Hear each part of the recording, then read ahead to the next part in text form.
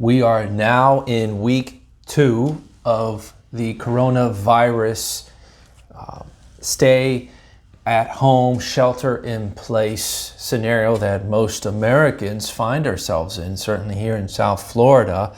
And since we last had this discussion on coronavirus and commercial real estate, a lot has happened in the news. Well, welcome to this video blog from Blue Box Real Estate. I'm George Morales, your host, president of Blue Box Real Estate, and we're a commercial real estate firm in South Florida. We specialize in representing office landlords and office tenants throughout South Florida. And we're bringing this to you. We've been wanting to start a podcast or a video podcast tracking commercial real estate news and events. And we have extra time on our hands. We're all working from home. So we decided to start this weekly coronavirus and commercial real estate. But since we last met last week, a lot has happened. On March 19th, California instills a shelter in place for all of the state. March 20th, New York issues a shelter in place.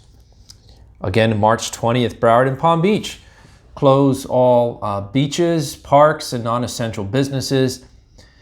March 24th, Miami-Dade issues a shelter in place.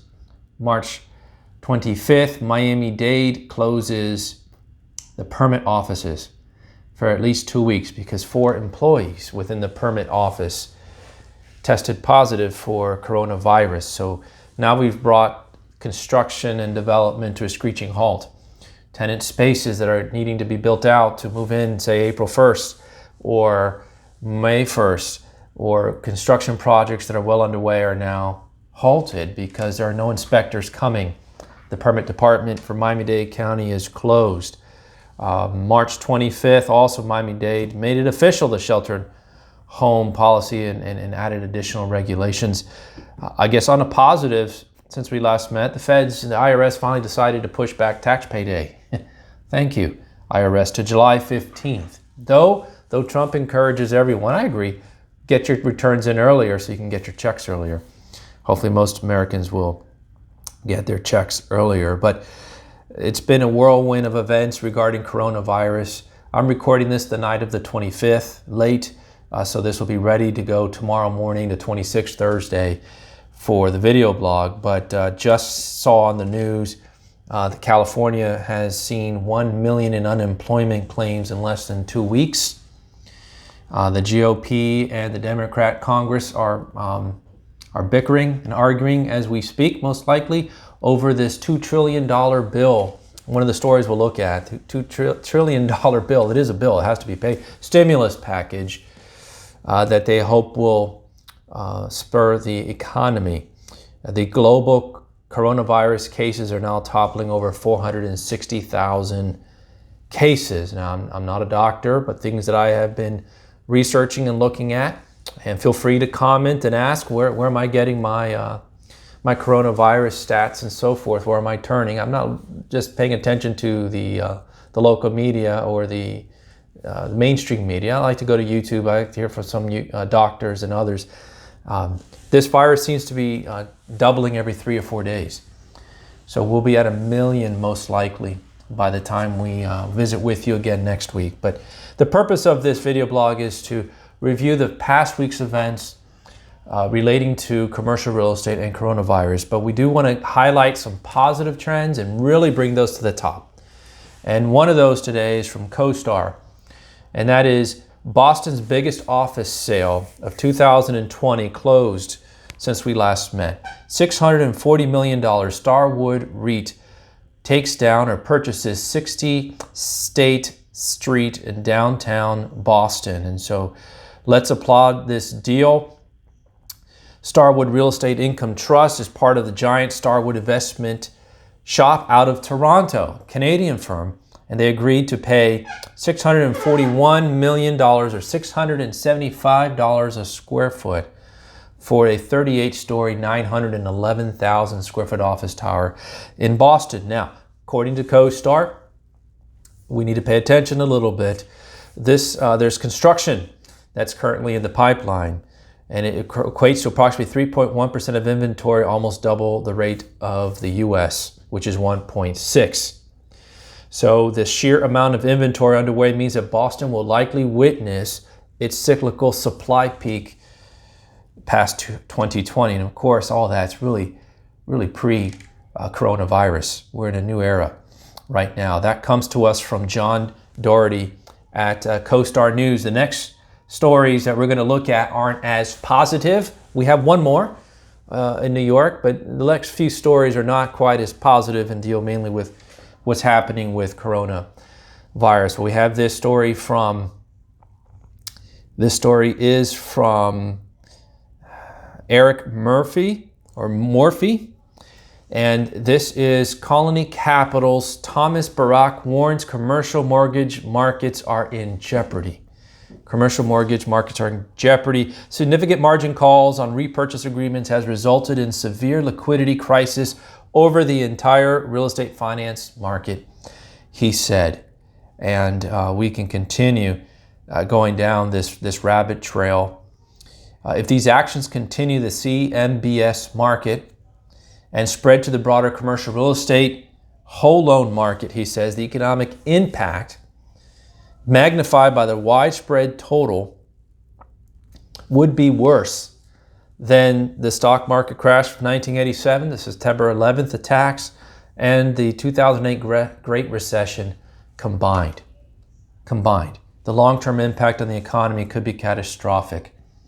And Barak offers several suggestions to ease the tension, and basically ending this article, let me end it in his quote: if these institutions, the financial markets, are not permitted to maintain the flexibility and patience needed to undertake the loan restructuring efforts that will be critical to weathering the COVID-19 crisis, loan repayment demands are likely to escalate on a systemic level, triggering a domino effect of borrower default that will swiftly and severely impact the broad range of stakeholders in the entire real estate market, including property and homeowners, landlords, developers, hotel operators, and their respective tenants and employees. And so serious news there regarding the CMBS markets. I guess what's being anticipated is a lack of payment of rents, whether it's from home or multifamily or property, commercial properties. I can testify already several of our landlords have received notices from tenants stating they're not going to be able to make payment April 1st, which is, let me pause a little bit, which is one reason why we've ramped up on the Don't Sign the Lease podcast site, some podcasts. We ran one, episode 26, is my rent still due April 1st due to the coronavirus? So I encourage you to go to don'tsignthelease.com and listen to that. God willing, today or tomorrow, we're going to release a podcast that is really part 2 of that discussion. We brought in an attorney who specializes in contract law, and he gives his opinion of what is typical in commercial leases regarding rental payments. If there's force majeure clauses, what about quiet enjoyment? What about interruption of services, or in a rare case, eminent domain? We get an attorney on board and we ask him the same questions we address in a podcast, and we get his answers. So I encourage you to listen to that, don'tsignthelease.com. But Colony Capital's Thomas Barak is raising the red flag, warning if more is not done on the CMBS markets, we're going to see some major catastrophic economic impact. Here's a story that was very catchy, certain little clickbait when the title comes, very relevant to what's happening. Coronavirus may kill WeWork. And this is from Forbes, Amy Feldman. Coronavirus may kill WeWork. And that may be the case. But I would argue that the fundamentals were so poor going into coronavirus that WeWork was going to be a casualty, however you slice that. But here we have from the article, as work from home and social distancing have, in the matter of 1 week, become standard corporate policy for most of the Western world, the idea of shared office space seems akin to 2008 subprime mortgage. Now, add in the fact that WeWork, one of the biggest operators of shared workspaces with 739 locations and some 662,000 members worldwide, already emerged last year as a synonym for corporate dysfunction, greed, and hubris.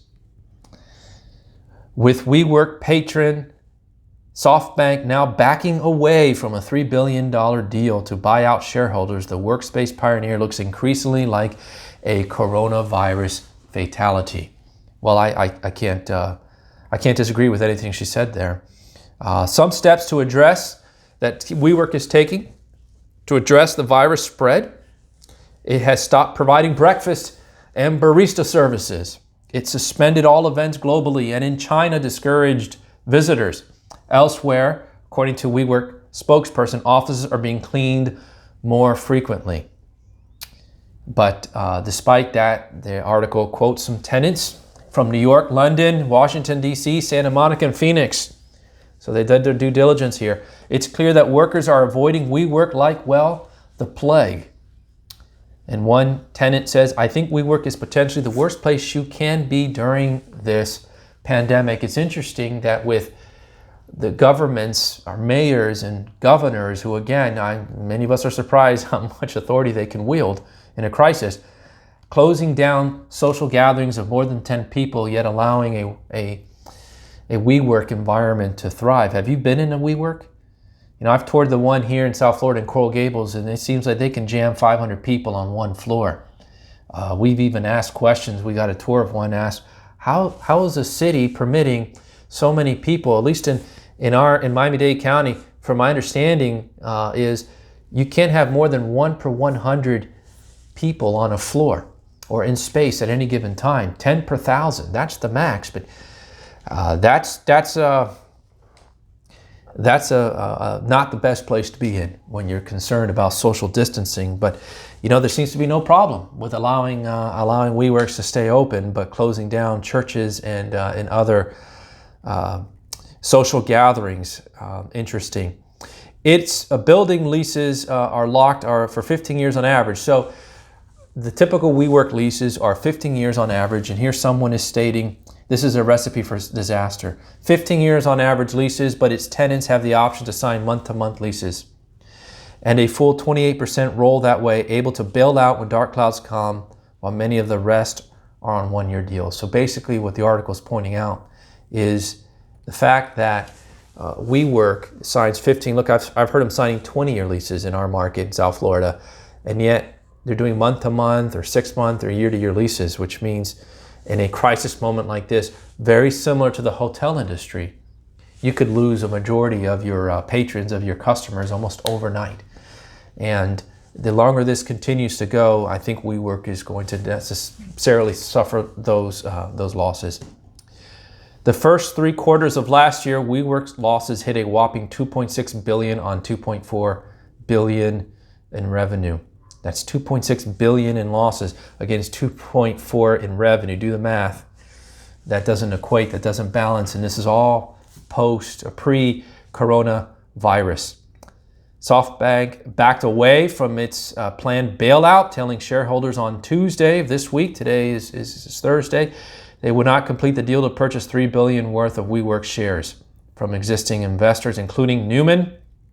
So WeWork has since laid off more than 2,400 people, with reports of more to come, and has been selling pieces of its business at a huge loss. Now this has really started late last year, but they've been selling off workplace technology startup. They sold Managed by Q.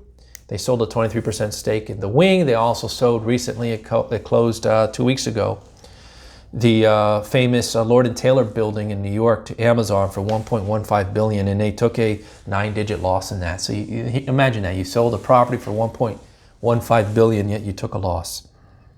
As COVID-19 cases spread and governments fight to flatten the curve of transmission, additional WeWork spaces and other office buildings could be mandated to close. And that's how that article ends. Coronavirus, and the coronavirus may kill WeWork. And certainly here for Floridians, here's an article that we just came out, 1:25 p.m., March 25th. Duffys Sports Grill temporarily suspends all restaurant operations indefinitely. We don't know when. It says temporarily closing. They haven't announced a planned reopening. But starting at 8 p.m. tonight, if you didn't get to Duffys, Duffys is closed. This is a precautionary measure, according to Duffys President Joe Webb, to protect staff, customers, partners, and the public during coronavirus outbreak. This is certainly another casualty here, and we hope that they'll be able to reopen. The restaurant, they have, I believe it's 41 Duffys throughout the state. I could be wrong on that, but they've got quite a bit of these open across the state, and they're all closing, including takeout. So this is a mass closing. Duffys is 34 full-service restaurants, casual dining eateries throughout Florida. 21 in the Tri-County area, 21 restaurants in South Florida closing. They're furloughing all restaurant staff, but extending health benefits through April 30th. As the company announced, it's also allowing staff to take food supplies from its inventory home. Now again, business owners are having to make difficult decisions, and I applaud Duffys. It sounds like they're doing what they can. They stayed open as long as they can. They're allowing employees to take food home, keeping health benefits through April 30th, which is another month away. So they're certainly doing what they can to sustain this. On Tuesday, also, the restaurant at Trump National in Doral laid off 98 people and closed. So it's hitting everywhere, the restaurant industry, and it combined more than 1,200 workers were laid off. That's Punch Bowl Social, Eden Rock, Miami Beach, and Global Miami Joint Ventures, and Airport Concession Group, Inc. The latter two companies providing concession services at Miami International Airport. So the job losses are coming. If you say California recently announced 1 million job unemployment claims in the last 2 weeks, and they are coming. Another article from CoStar.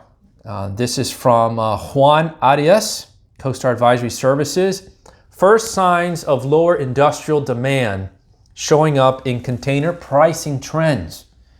So we need to pay attention to this. Impact from coronavirus on global supply chains expected to result in big drop in bulk industrial absorption for 2020. Early signs of supply chain disruptions are evident in global container pricing as tracked by the Baltic Exchange Dry Index, which has seen a drop of more than 50% since the end of 2019. Remember, we're dealing with this now. Europe and America or US are the epicenters, if you would, unfortunately, of the coronavirus pandemic, but China's been dealing with this since earlier in the year. So the supply chain started in January, and according to the Baltic Exchange Dry Index, which is 50% drop since the end of 19, substantial pricing changes such as these have not occurred since the Great Recession, and typically indicates some type of demand or supply side shock in the market. Well, we know what that is. For the industrial property sector, the coronavirus is a dual shock event affecting both supply and demand. We continue. China, which represents approximately 30% of global manufacturing, is a major exporter of wood, paper products, computer, electrical, transportation equipment in the U.S. What happens when these products get to the U.S.? These products are imported as intermediate goods for manufacturers or as final consumer goods, and typically enter through major Western ports, such as Los Angeles and Long Beach. From January through early March, as Chinese manufacturing went dark, container pricing rates for imports from China posted significantly weekly drops. So here is a chart that shows the sharpest drops in container rates for Chinese shipments. Now this only deals with the West Coast, but you can see really starting after January 10th, some drops. We saw a little stabilization for 2 weeks, and then since Valentine's Day, February 14th, just sharp drops and continuing. Demand for large warehouse properties serving California ports of Los Angeles, Long Beach, and Oakland, as well as Seattle and Tacoma and Washington State, that historically handle higher than average share of imports coming from China, could see further slowdowns. Now, let's not think this is just a story for the West Coast. This is impacting all major ports. Savannah, Georgia, for example, on the East Coast, is the largest port that is likely to experience a notable slowdown from reduced imports. Not just because of that, but in addition, approximately 75% of the more than 1.4 million square feet of bulk regional space that has been built so far in 2020 in the port of Savannah is vacant. Okay, that's a lot of square foot. That's about 1 million square feet still vacant. and another 5.4 million square feet of space is currently in the pipeline, making the outlook for bulk assets in this Port Savannah look increasingly worrisome. And here is a chart, very helpful to see this graph of ports that are mostly impacted by Chinese shutdown. And look, Miami is there. We are probably around 5% or so, 4, 5, 6% of our imports come from China. Jacksonville is a little higher, it looks like, maybe 6 or 7%. But those are the two major ports in Florida who are impacted. But look at Savannah right up there. Los Angeles, New York City, Long Beach, and then Savannah. While Savannah is the first year in the eastern port to be impacted by supply chain disruptions, it certainly will not be the last. I thought this was very insightful. Major European countries, which have seen significant rise in COVID-19 cases, are beginning to shutter and account for around 21% of imports to the U.S. by value. The majority of these imports flow to major cities in the East Coast. So the West Coast being impacted by China, East Coast could be impacted by Europe, and I would further add the ports in Port Everglades and Miami Port are going to be impacted now, what's happening, and as the corona cases increase in South America as well. So if my math is right, 30% of U.S. imports come from China, 21% coming from Europe. That's over 50% supply chain slowdown coming to our U.S. ports because of coronavirus. So more to follow on this story as we track what's happening. But the article ends on a positive note. Lastly, once the U.S. economy regains normalcy, major logistics markets such as California's Inland Empire, Northern New Jersey, and the Lehigh Valley should once again see strong demand for distribution space as these hubs continue to serve larger swaths of the population as well as their local community. So let's end on a positive note there. Speaking of positive notes, this is from The Real Deal. And again, I really think we need to highlight these positive notes in the commercial real estate sector. The Flatiron office building leads New York's mid-market investment sales. This is coming to us from Eddie Small at The Real Deal. 5 properties traded hands in New York mid-level investment sales market last week, including a 12-story office building in the Flatiron district, 2 South Bronx warehouses that RXR purchased from Keith Rubenstein. Okay, a LLC linked to Triad Professional Services purchased 1115 Broadway in Manhattan's Flatiron District for $26.4 billion from an LLC based in Westchester. The office building is 12 stories tall. So let's be thankful. We had 5 transactions closed in the commercial real estate sector in Manhattan, in New York, the epicenter of the coronavirus in the U.S. Business continued, and we're all thankful for that. So congratulations to the brokers who pulled those deals together and got them closed. I want to call your attention to something that CCIM Institute posted. And this is, CCIM, if you're not familiar, is a commercial real estate global standard for professional achievement. Well, that's their slogan. They're certified commercial investment members. I was blessed to receive my CCIM in 2000. And CCIM put out guidance for rent relief requests and other commercial real estate tenant landlord issues. And we've posted this on all our sources. If you're not following us yet on our LinkedIn corporate page, please, I encourage you, go to Blue Box Real Estate, search us up on LinkedIn, follow us. We post all these articles we've already posted and distributed to our followers, and so they're up to date on this. But I'm going to post this one, probably do either a podcast or an article on this subject, guidance for rent relief. And it's only a matter of time, says the article. Who wrote this? Can I give some credit here? It says contributions from CCIM Institute instructor Cynthia Shelton and Mark Seipert. So thank you, Cynthia Shelton and Mark Seipert. This is timely and very helpful. It's only a matter of time, they said, before tenants approach landlords about negotiating rents. And let me take a time out. That's already happening.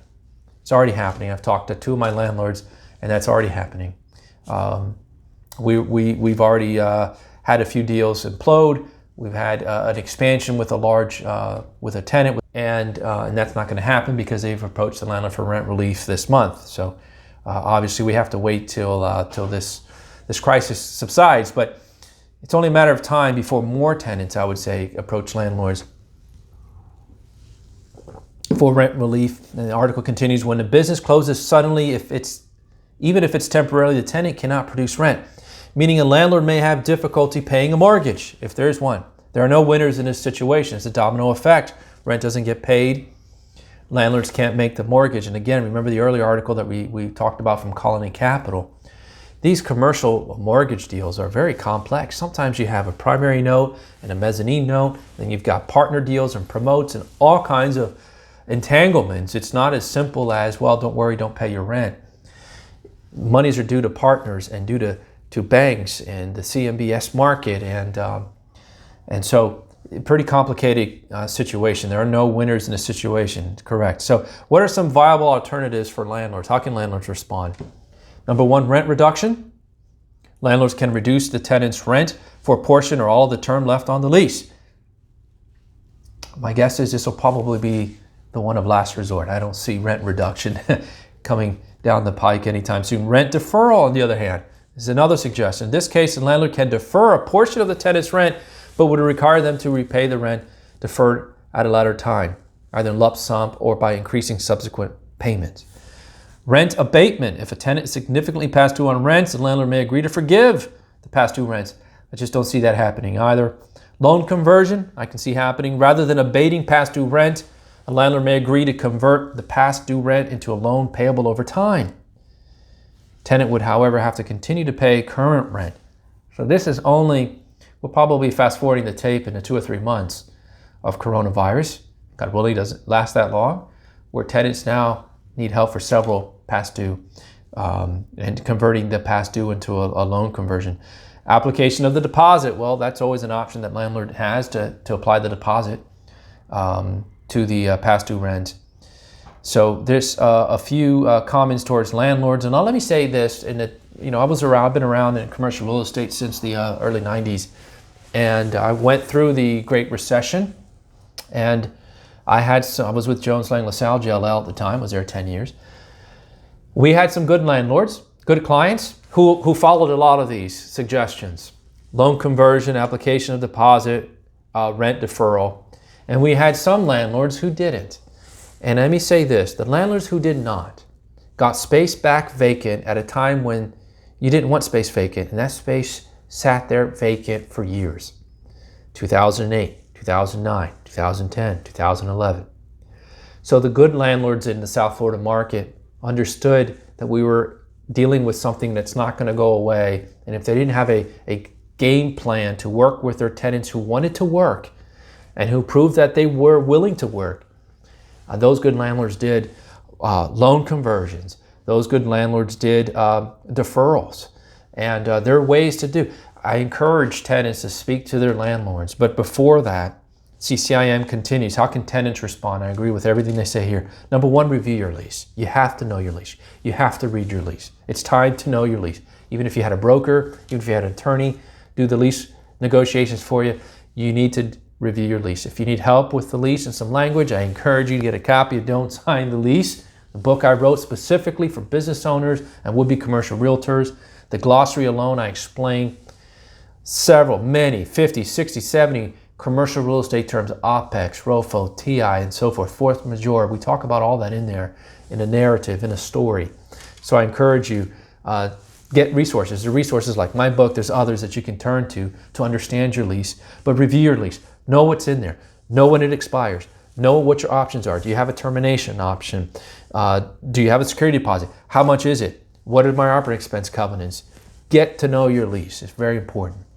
Number two, does your lease, once you read it, include a force majeure clause excusing a party's performance due to outside circumstances? And again, I know this sounds self-serving, but tune into episode 26 of the Don't Sign the Lease podcast. We talk about this in detail. And tune into episode 28, which is coming out, again, later today or tomorrow, where we interview an attorney and we specifically discuss force majeure and other covenants and leases that tenants can turn to during this time.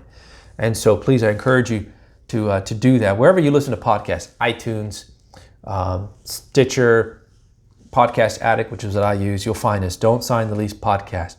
Further, explore governmental relief programs. In the next one of the articles we're going to talk about relates to small business and resources available to small businesses. And there's a lot of loans coming. So help in the way of loans. So explore governmental relief programs. Consider consulting a lawyer. I'll make good recommendations for you if you need any. I know 2 or 3 that I've worked with for 10, 20 years that I can attest to their services.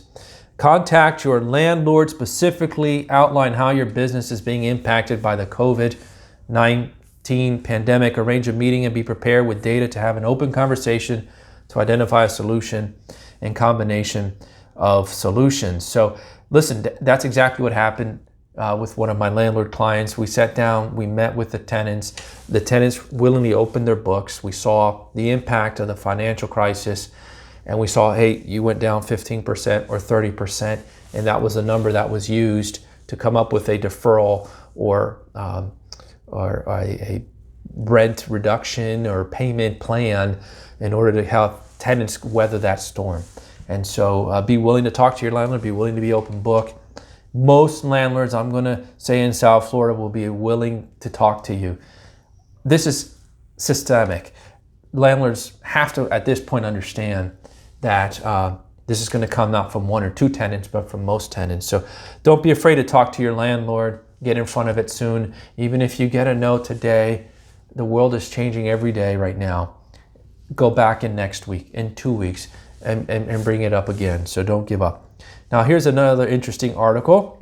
And this is an interview from one of our own down here in South Florida, Angelo Bianco. Hey, Angelo. Hope you're watching. Of Crocker Partners. This is from Brian Bandel from the South Florida Business Journal. Brian, you've been doing a great job.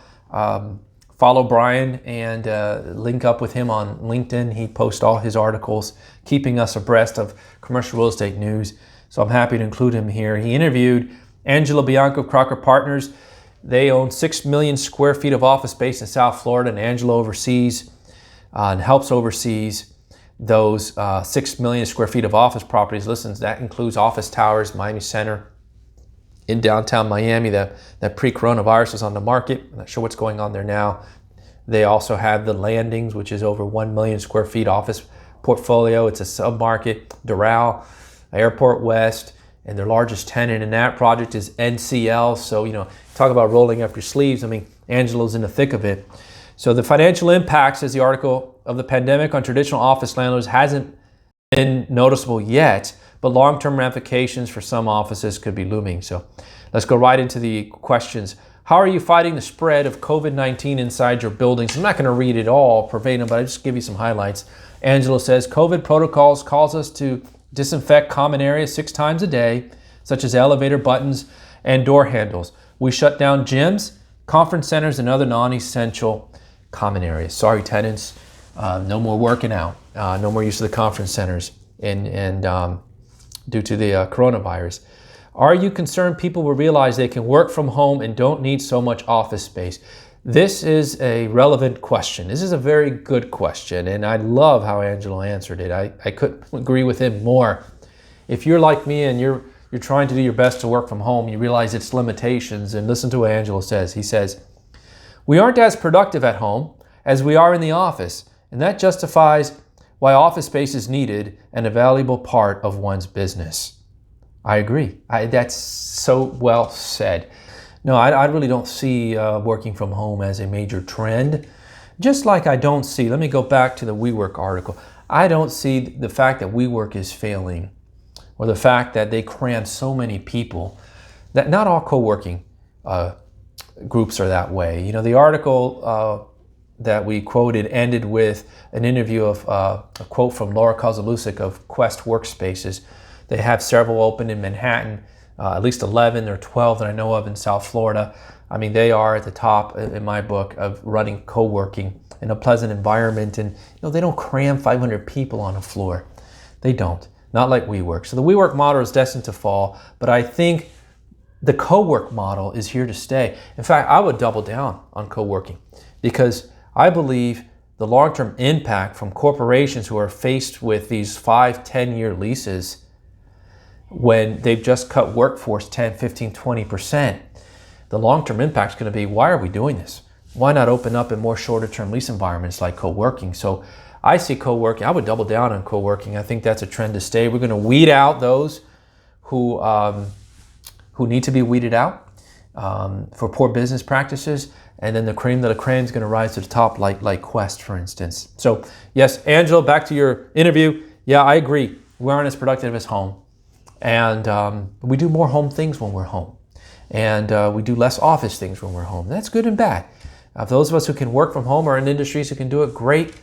And I agree with he later said, he says it puts a crimp on your company morale and cohesiveness when you do that.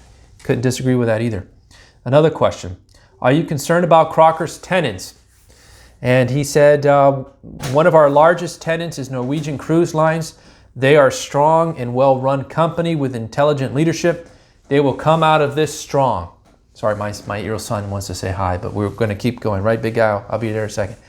Has this halted negotiations on leases? Has coronavirus lease negotiations been halted? Well, good for Crocker. He says they have several big deals, and ultimately this is going to pass. If you're a business that you know will stay in business, then you need office space. So they are pushing ahead. Pushing ahead, great. Love the optimism. Thank you for that interview, Brian Bandel and Angelo Bianco. So we've highlighted that the White House and Senate reached a $2 trillion stimulus deal amid growing concerns. And I just checked as of about 8:30, 9 o'clock on the 25th. Again, I'm recording this the night before, you're watching it on the 26th. There wasn't an agreement yet on the bill from the Congress, and it's not likely coming today. And from what I've read, there's already the bickering going back and forth.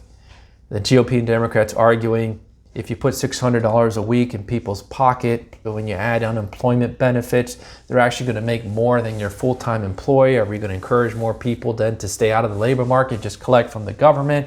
I mean, look, these are real questions. These are real questions that they have to determine. Mayor Cuomo says that the funds, which I want to say it's 1.3 billion, 1.7 billion, somewhere in that area, dedicated to New York City is not nearly enough. It's just a drop in a bucket. It's going to hurt New York City. So you're already seeing this go back and forth. But what's in the stimulus that we know of now, and McConnell, the majority leader, described this as a wartime level of investment in our nation. He said that the Senate would move to pass this later today on Wednesday, and they did. It's going to the House. But here's what's in it, okay? $250 billion set aside for direct payments to individuals and families. Now, that's, I believe, if you make $75,000 individual or $150,000 combined. $350 billion in small business loans. Someone on LinkedIn highlighted that there are 30 million small business owners. So if I ran the numbers, that's about just under $12,000 per small business if everyone actually went out and got this loan. $250 billion unemployment insurance benefits and $500 billion in loans for distressed companies. Let's go back to $350 billion in small business loans. Today I was privy to a wonderful Zoom teleconference or conference that was hosted by the Greater Miami Chamber of Commerce, the Beacon Council, the mayor of Miami-Dade County, and Small Business Administration. It was wonderful to hear from them. But listen, there's no lack of loans. There's bridge loans available, and we'll put those links available on our website and on LinkedIn and on our Facebook page. You can find us a whole bunch of ways, Blue Box Real Estate. But these are loans, and there's bridge loans that you can have for 1 year, non-interest, up to $50,000 for small businesses from 2 to 100 employees. Wonderful. But at 1 year, the full payment is due. This is called a bridge loan because it's assuming you're then going to roll that into a small business loan. This is to get it quicker than a typical small business loan, which could take 30, 60, 90 days. Now, here's my comment. I put a little comment on my chat. Businesses are struggling. We're obviously got walloped with coronavirus, the shock. Having to lay people off or close. Is going in debt really going to solve things? Or is it just going to exasperate, kicking the can down the road? You know, that's a question I think we really need to address. Yeah, it's wonderful to get $50,000 or $100,000 in a small business loan, but it's got to be paid back. And that means you've got to get back to normal, right? You got to get back to normal to break even, and then you got to get above normal now to pick up that debt that you didn't have before this whole crisis started. So how long will business community get back to normal and then get above normal so that they can now carry the debt that they didn't have before the whole coronavirus started? So that's a question, but I don't see how getting into more debt can necessarily solve a problem today that we don't see the end of at any time soon. So I'm not sure getting into more debt for your business right now is the answer when we still don't know the end of this. Maybe in retrospect, looking at the end, saying, okay, I need some help here or there, and giving our orders or openings, I know that I can repay it back.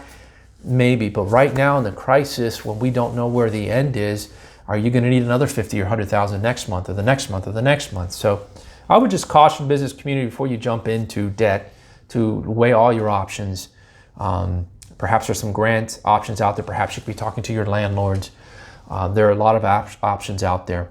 So, well, the package, if it passes Congress, would be the most significant legislative action taken to address the rapidly intensifying coronavirus. Again, the question is, okay, $2 trillion, but it's $2 trillion going to move the radar. Wall Street will probably like it. No doubt Wall Street will like it. In fact, Wall Street, I think, has already been liking it. It's been up the last couple of days. But this is a long-term problem. The tenants are going to have a long haul here. Is $2 trillion going to be enough? And is it going to take another $2 trillion next month or another $2 trillion? I mean, part of me questions the amount of debt we're leaving our children in our country. I'm not sure we've paid all the debt off from the last recession 11 or 12 years ago. Here's a highlight. There's really not much to this article, but Trump says, this was March 24th, he wants the U.S. opened up by April 12th, Easter holidays, even as coronavirus cases increase. So, of course, Trump puts that out. Look, he's trying to be optimistic. We have to have an end date where we can try to see a light at the end of the tunnel. And all the doctors and media just jumped right on the president on why that shouldn't be the case, which they may very well likely. That's 3 weeks from now. We're 2 or 3 weeks behind Italy and Spain, and you see what's happening there. They're nowhere near opening up for business. So, yeah, I also highly doubt April 12th. But I think our political leaders are certainly doing what they can to get us back to normal. And the last article of the evening, and thank you for your patience. If you're still with me, congrats, you deserve a medal, is this one's brought to us by Prop Moto. And so I'm discovering all these places that these articles are coming from, which is great. I'm learning a lot more from where to get commercial real estate news.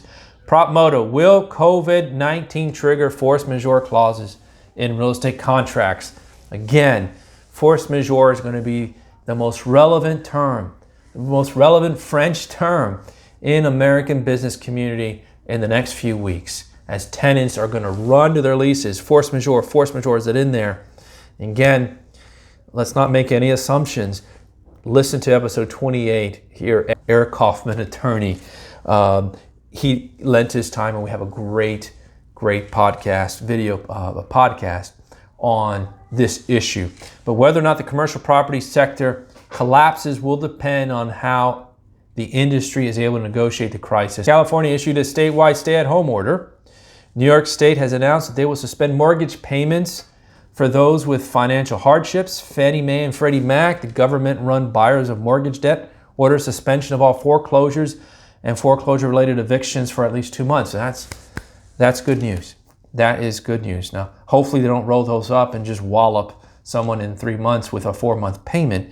I don't think so. I think they're just furloughing, probably adding it back, is my guess, to the end of the term. But commercial tenants have also seen some governmental backing, as cities like Seattle and San Diego have put a temporary ban on commercial real estate evictions. Again, I think Miami-Dade has done the same. Plus, the commercial real estate sector is structured differently than the residential one. Many buildings have no debt, while others have incredibly complicated structures. We talked about this earlier, that involve layers and layers of financing. Also, commercial loans are packed into mortgage-backed securities at the same level that there are for home mortgages. The commercial-backed securities market is around $190 billion, while the residential mortgage-backed securities market is somewhere around $9 trillion. $9 trillion. Now here's what we talk about force majeure. Many leases have what is called a force majeure clause. This phrase means superior force in French and frees parties in contract from their liability when an extraordinary event or act of God prevents them fulfilling their obligations. This virus could easily be considered either of those depending upon your belief system. So how will the real estate industry react? Or to put it more bluntly, who will be stuck taking the losses for unpaid rents? That's a great question to end. Who will be stuck taking the losses for the unpaid rents? That hot potato that we saw in 2008 with mortgages, who got stuck with the junk mortgages. And now the question is going to be who will be stuck with the losses for unpaid rents. So force majeure, again, lots of resources out there. Google it, find out what it means, search your leases, see what's in there. Blue Box Real Estate, we're very happy if you reach out to us. info@blueboxre.com, info@blueboxre.com. Send us your lease, we'll review it, we'll abstract it, we'll take a look, and we'll give you a quick synopsis of what your options are. You know, we're used to seeing these things all the time, so we're happy to do that and serve the community. Let me end, if I will, this March 26th edition of Coronavirus and Commercial Real Estate on a positive note with the Word of God. I encourage you to get your Bibles. If you have some on your shelf, dust it off, please. Let's turn to God at a time like this. Psalm 125, a song of ascent, says, "Those who trust in the Lord are like Mount Zion, which cannot be moved, but abides forever. As the mountains surround Jerusalem, so the Lord surrounds his people from this time forth and forevermore." That is from Psalm 125, verses 1 and 2. Those who trust in the Lord are like Mount Zion, which shall not be moved. So let us keep trusting God. Those of us who are followers of Jesus Christ, let us continue going to him. He is the author of creation, and he's sitting on his throne even throughout this coronavirus crisis. For Blue Box Real Estate and our coronavirus and commercial real estate segment for March 26th, I'm George Morales.